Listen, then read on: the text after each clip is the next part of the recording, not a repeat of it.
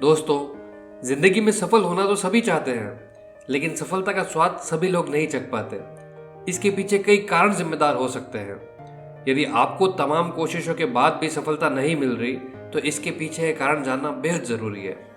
आइए हम दो सबसे अहम सिद्धांतों के बारे में एक कहानी से समझते हैं, जो हमारी जीत सुनिश्चित करते हैं। एक साधु गंगा घाट पर बैठकर ध्यान करता रहता था और बीच बीच में अचानक से ऊंची आवाज में चिल्लाता, जो चाहोगे सो पाओगे, जो चाहोगे सो पाओगे।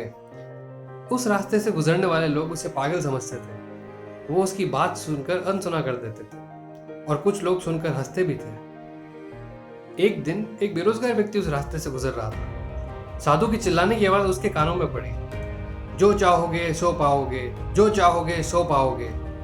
यह वाक्य सुनकर वह आदमी साधु के पास आया और उसने पूछा, बाबा, आप बहुत देर से जो चाहोगे सो पाओगे चिल्ला रहे हो। क्या आप सच में मुझे वो दे सकते हो जो मैं पाना चाहता हूँ? साधु बोला, हाँ बेटा, लेकिन पहले तुम मुझे ये बताओ कि तुम पाना क्या चाहते हो। उसने कहा, बाबा, मैं चाहता हूँ एक दिन मैं हीरो का बहुत बड़ा व्यापारी बनूं। क्या आप मेरी इच्छा पूरी कर सकते हैं? बाबा बोले, हाँ बिल्कुल बेटा, तुम्हारी ये इच्छा अवश्य पूरी हो सकती है। मैं तुम्हें एक हीरा और एक मोती देता हूँ, उससे तुम जितने चाहो हीरे मोती बना सकते हो। साधु की बात सुनकर वो बहुत खुश हो गया और बड़े उत्साह से कहा, बाबा, क्या आप सच कह रहे हैं? साधु ने उसे अपने हाथ आगे बढ़ाने को कहा। उसने अपनी हथेली साधु के सामने कर दी। साधु ने उसकी एक हथेली पर अपना हाथ रखा और बोला, बेटा, ये इस दुनिया का सबसे अनमोल हीरा है। इसे समय कहते हैं। इसे जोर से अपनी मुट्ठी में जकड़ लो। इसे तुम जितने चाहे उतने हीरे बना सकते हो। इसे कभी अपने हाथ से निकलने मत देना। फिर साधु ने अपना हाथ युवक की दूसरी हथेली पर रखकर कहा, बेटा, ये दुनिया का सबसे कीमती मोती है। इसे धैर्य कहते हैं।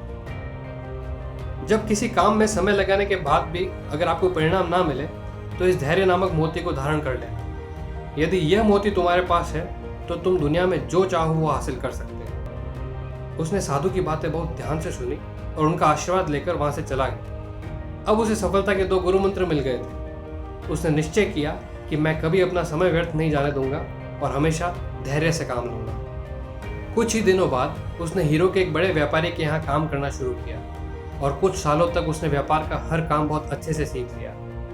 और देखते ही देखते एक दिन उसने खुद की मेहनत से अपना सपना पूरा कर लिया और वो हीरो का बहुत बड़ा व्यापारी बन गया। दोस्तों, अपने लक्ष्य को पाने के लिए सदा समय और धैर्य नाम के हीरे मोती अपने साथ रखें। अपना समय कभी व्यर्थ ना जाने दें और कठिन समय में धैर्य का दामन ना छोड़ें। सफलता अवश्य प्राप्त होगी। दोस्तों, आपने इस कहानी से क्या सीखा, कमेंट बॉक्स में ज़रूर लिखें। और अगर ये कहानी अच्छी लगी तो इस चैनल को लाइक करें, सब्सक्राइब करें और नीचे दिए गए बेल आइकन को भी प्रेस करें, ताकि इस तरह की नई कहानियाँ आपको मिलती रहें।